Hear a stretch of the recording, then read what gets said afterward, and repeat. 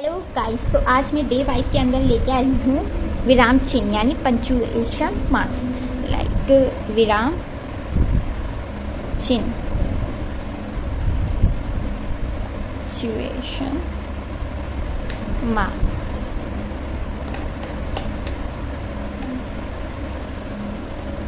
इसका टॉपिक का नाम है।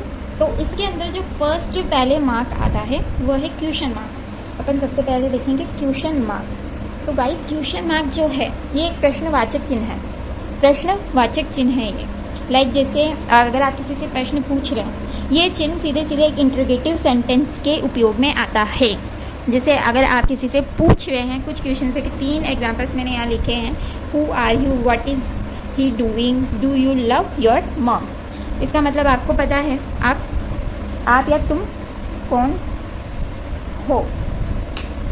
ये एक प्रश्नवाचक सवाल है, प्रश्नवाचक है। तो ये जो मार्क है ये सिर्फ प्रश्नवाचक के ही प्रयोग में आता है। जब आप किसी से कोई सवाल कर रहे होते हैं, ये उसी के प्रयोग में आता है।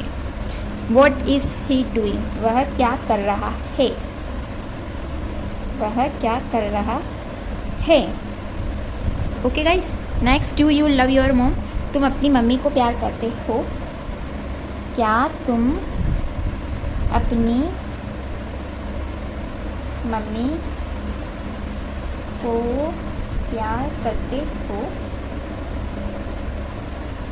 ये क्वेश्चन मार्क है, प्रश्नवाचक सवाल। उसके कुछ एग्जाम्पल्स हैं। इंटरोगेटिव सेंटेंस में इसका उपयोग किया जाता है। नेक्स्ट है exclamation mark. Exclamation mark, exclamation mark. ये जो मार्क है वो कुछ इस तरीके का है। विस्मयादि बोधक चिन्ह, विस्मयादि बोधक चिन्ह। तो ये जो चिन्ह है यानी एक्सक्लेमेशन मार्क, एक्सक्लेमेशन मार्क, विस्मयादि बोधक चिन्ह। ये चिन्ह उस जगह पे प्रयोग किया जाता है जो मन में भावनाएं अपने प्रकट होती है, उत्पन्न हुई भावनाएं जो अचानक से उत्पन्न हो। लाइक जैसे दुख, सुख, खुशी, नाराज़गी, हैरान होना। हैरानी होते जैसे अपन जाहिर करना, एंड जो अपने मन की चीज़ें होती हैं प्रकट अचानक से होती हैं, ये उस चीज़ में उपयोग में आता है। लाइक जैसे अपन नहीं बोलते कोई कुछ आके कोई शॉकिंग चीज़ बोल रहा है और अपन के मुंह से निकलता है ओ माय गॉड। क्या निकलता है? Oh my God. तो ये उसी में आता है। जैसे आप बोल दिया ओ माय गॉड और इसके आगे ये चिन्ह, ये ऐसे आता है। कुछ और देख लीजिए। अपन जैसे कुछ अच्छा काम हो गया और कोई अपने पास आया, उसने बोला मैंने ऐसा किया, ये काफ़ी, तो आपको बोला आपको बोलना है कि तुमने बहुत अच्छा किया। तो आप क्या बोलोगे? Well done. तो वेल डन के आगे ये आता है विस्मयादि बोधक चिन्ह, exclamation mark, exclamation mark. Next है भगवान का शुक्र है। क्या है? भगवान का शुक्र है। अपन नहीं बोलते हैं ओ भगवान का शुक्र है, तो थैंक गॉड। कुछ और देख लीजिए। जैसे आप बोलते हैं कई बार नज़र ना लगे, नज़र ना लगे। कुछ अच्छी चीज़ है और आप उस पर बोलना चाहते हैं कि नज़र ना लगे, और इसके लिए कौन सा शब्द प्रयोग में आता है? टच वुड, ओ सॉरी टच वुड। और चिन्ह ये इसमें यादी बोधक चिन्ह, एक्सक्लेमेशन मार्क। अचानक हुई भावनाओं को उत्पन्न करने के लिए जो उत्पन्न होती है और उसके ऊपर जो अपन शब्द प्रयोग में लेते हैं, उसके आगे ये काम में आता है। जैसे कोई आपको कुछ बोलता है ना, आपको बिलीव नहीं होता और आप बोलते ऐसा सच में हुआ है। ऐसा एक होता है ना, फीलिंग आती है ऐसा सच में हुआ है। ऐसा सच में हुआ है के लिए अपन यूज़ में करेंगे really is it, really is it. And ये विस्मयादि बोधक चिन्ह। तो ये कुछ एग्जाम्पल्स मैंने आपको इसके बता दिए हैं। आगे आइए, एक और मार्क है फुल स्टॉप यानी फुल स्टॉप का मार्क, पूर्ण विराम। तो इसके नाम से ही पता चल रहा है कि जब कोई सेंटेंस ख़त्म हो जाता है, किसी की बात पूरी ख़त्म हो चुकी है, ये उस चीज़ में काम में आता है। सेंटेंस के अंत में इसका प्रयोग किया जाता है। जैसे मैं आ रहा हूँ, ये पूरी बात हो गई है कि वो आ रहा है, उसने बोल दिया आई एम कमिंग। तो ये फुल स्टॉप ये बात ख़त्म यहाँ पर हो चुकी है। जब कोई सेंटेंस, कोई वाक्य ख़त्म हो चुका होता है तो ये उस चीज़ के प्रयोग में आता है, फुल स्टॉप। लाइक जैसे राम काम कर रहा है, राम काम कर रहा है, राम, तो इसके लिए आएगा राम इज़ वर्किंग। तो सॉरी, गलती से मैंने कमी लिख दिया था, इसलिए Ram is working. And next और देख लीजिए, राम अच्छा लड़का है, Ram is a good boy, Ram is a good boy. Ram a good boy भी आ सकता है, दोनों ही सही हैं। चलिए आगे बढ़ते हैं। हेलो गाइस, तो आगे बढ़ते हैं। आगे है कोमा। कोमा एक कॉमन, लाइक आपको पता है कोमा जो ये मार्क है ये सभी ही यूज़ में करते हैं। अपन को इसका मतलब अच्छे से पता है कि जब अपन को किसी बात को विराम देना होता है तब अपन इस मार्क का प्रयोग करते हैं। आइए मैं आपको इसके कुछ उदाहरण बता देती हूँ ताकि आपको अच्छे से और बहुत ईजिली वे में समझ में आ जाए। तो आइए इसके कुछ एग्जाम्पल देख लीजिए। फर्स्ट है राम कम हियर। आप राम को बुला रहे हैं तो राम के यहाँ पर विराम देकर आप उसे बोल रहे हैं कम हियर, इधर आओ, तो यहाँ पर विराम आपने लगाया है।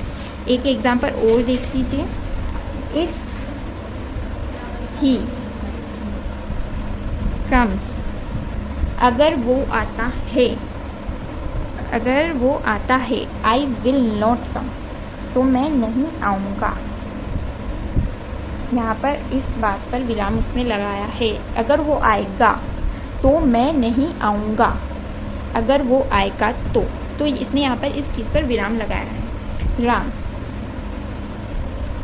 राम को वो बोल रहा है तो उसने फर्स्ट राम लिया, फिर विराम लिया, बाद में उसने बात को स्टॉप किया, देन फिर बोलता है Ram my best friend, best friend, and then फिर से उसने विराम लिया, इज़ हिज ब्रदर, वह भाई है। Ram my best friend is he brother, तो इसने इसके बाद पर विराम दिया। इसके कुछ एग्जांपल्स मैंने आपको बता दिए एंड ये बहुत कॉमन मार्क है, सबको पता होता है इसके बारे में, तो ये कुछ ज़्यादा हार्ड नहीं है। आगे देखिए कोटेशन मार्क। कोटेशन मार्क के बारे में भी लगभग सबको पता रहता है। जैसे कोटेशन मार्क जो है ये तो एट द बिगनिंग में आता है एंड एट द एंड में आता है। जैसे किसी चीज़ को अपन लाइक वहीं पर अलग से रख रहे होते हैं, अलग से उस चीज़ को रख रहे होते हैं एंड उसको ज़्यादा इंपॉर्टेंट देते हैं, तभी आता है, तभी उपयोग में लिया जाता है। किसी की कही हुई बात को कोटेशन के अंदर लिख सकते हैं। जैसे कि मैं बताती हूँ, राम सेड, एग्जाम्पल देखिए, Ram said I am the best, I am the best. Ram ने कहा कि मैं बेस्ट हूँ। Ram said I am the best, तो आई एम द जो बेस्ट है उसको अपन ने कोटेशन मार्क में लिख दिया है। किसी की कही हुई बात को अपन कोटेशन मार्क में लिख सकते हैं। Manager says, manager says, manager says customer is very important. तो मैनेजर की कही हुई बात को कि कस्टमर इज़ वेरी इंपॉर्टेंट, उसको अपन ने कोटेशन मार्क में लिखा है। किसी की कही हुई बात को अपन कोटेशन मार्क में लिख सकते हैं। एंड नेक्स्ट है कोलन। कोलन इसका उपयोग, कोलन का मतलब जैसे कि कोलन का प्रयोग अधिकतर तब किया जाता है जब आप व्यक्तियों, चीज़ों या जगहों आदि की सूची के बारे में बताते हैं। जैसे अगर आप किसी व्यक्ति, किसी सामान की सूची, जैसे मम्मी ने दी थी घर में राशन की सूची, उसके बारे में जब अपन बताते हैं तब इस कॉलन का उपयोग किया जाता है। लाइक जैसे मैं आपको एग्जांपल के साथ बताती हूँ, आई मेट, मैं मिली, many people, like Binita, many peoples. तो पीपल्स के आगे आएगा ये कॉलन मार्क, देन फिर स्टार्ट होंगे नेम्स, बिनीता, अंजलि एंड दया भाभी, दया, पायल, सुनील जी। तो ऐसे अपन जब कई व्यक्तियों से मिलते हैं तो उसको अपन ऐसे कॉलन में लिख सकते हैं। नेक्स्ट है एक और एग्जांपल देख लीजिए, जैसे I have many things, like जैसे क्या है वो many things, book, pen, light, video shoot करने के लिए फ़ोन एंड तो और कुछ नहीं चाहिए होता है, दैट्स इट। तो बस यही लिखते हैं अपन, आगे बढ़ते हैं। I have many things, book, pen, light, phone. तो जब अपन किसी सूची के बारे में, किसी चीज़ के बारे में बता रहे होते हैं, व्यक्ति नाम वगैरह जो भी है, बहुत सी चीज़ें होती हैं, तो उसमें अपन इस कॉलन के माँ का उपयोग करते हैं। लाइक जैसे मम्मी सेज मी मैनी थिंग्स लाइक लौंग, लौंग नहीं, लौंग, जीरा, राई, मेथी एंड मैनी थिंग्स, तो उसके बारे में बताते हैं। सेमी कॉलन यानी अर्धविराम। समझ। हेलो गाइस, तो मैंने इसके 2 एग्जाम्पल लिख लिए हैं, जिसमें आप सोच रहे होंगे कि ये दोनों सेम है, जबकि दोनों में डिफरेंट है। 2008 के आगे सेमी कॉलन आ रहा है फर्स्ट एग्जाम्पल में, एंड सेकंड में 2008 के आगे कोमा आ रहा है। यानी इस एग्जाम्पल को पढ़कर साफ पता चल रहा है कि मीटिंग 3 अलग अलग 2 दिनों में हुई है। मीटिंग 3 अलग अलग 2 दिनों में हुई है। लेकिन यहाँ पर जब अपन सेकंड एग्जाम्पल देख रहे हैं, तब अपन को ऐसा पता चल रहा है कि 5 अलग अलग 2 दिनों में हुई है। यानी 25 अक्टूबर को 2008 में, 15 जनवरी को 2010 में और 23 को 2012 को। इसलिए अपनी जो राइट कॉन्सेप्ट है वो फर्स्ट एंड सेकंड रॉन्ग है। तो इन चीज़ों का थोड़ा ध्यान में रखें।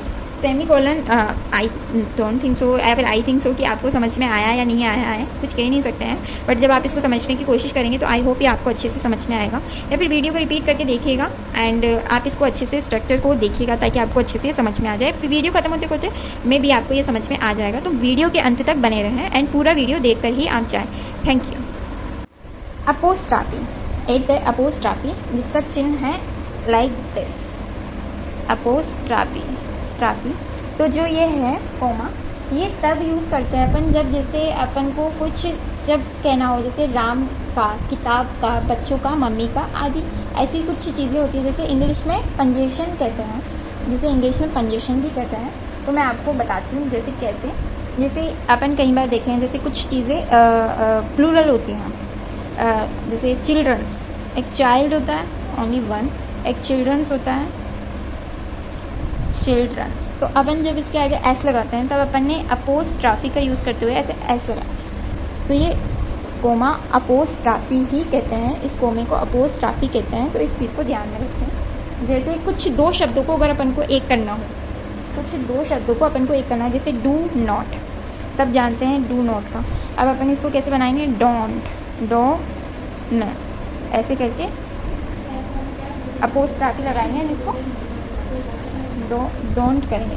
ओके, नेक्स्ट देखिए, इज़ नॉट, यानी इज़ अपोस्ट्राफी लगाइए, इज़न्ट। यू आर, तो इसका भी आपने कई बार देखा होगा, यू आर को कहते हैं यू एंड अपोस्ट्राफी लगा के अपन ऐसे करते हैं। जब 2 चीज़ों को, 2 शब्दों को अपन को एक करना होता है, तब अपन अपोस्ट्राफी के माँ का उपयोग करते हैं। तो इस चीज़ को ध्यान में रखें। अपोस्ट्राफी भी एक अपने लाइक रीडिंग राइटिंग में जब लिखते हैं अपन, तो बहुत काम में आता है। तो इस फॉर्मेट का ध्यान रखें। मैंने आज आपको सभी विराम चिन्हों के बारे में बता दिया है। जितने भी विराम चिन्ह थे, मैंने उन सब के बारे में आपको एक सेकंड अच्छे से पूरी तरीके से बता दिया है, तो ध्यान रखें। तो गाइस, अपना नेक्स्ट टॉपिक है हफ्ते के 7 दिन, 7 डेज ऑफ ए वीक। सोमवार, मंगलवार, बुधवार, बृहस्पतिवार, शुक्रवार, शनिवार, रविवार, ये सबको पता है। एंड नेक्स्ट है साल के 12 महीने, 12 मंथ ऑफ अ ईयर, जनवरी, फरवरी, मार्च, अप्रैल, मई, जून, जुलाई, अगस्त, सितंबर, अक्टूबर, नवंबर, दिसंबर। तो अगर ये किसी को याद नहीं है तो वो याद कर ले। एंड ये टॉपिक आज मैंने आपको पूरे जो नॉर्मल थे शुरुआत से शुरू करते हैं, जो हमारा टाइटल था उसका मैंने आज पूरा कंप्लीट कर दिया है। कल से अपन अब कुछ नई चीज़ें सीखेंगे, तो आप ज़रूर वो लेक्चर देखें मेरा।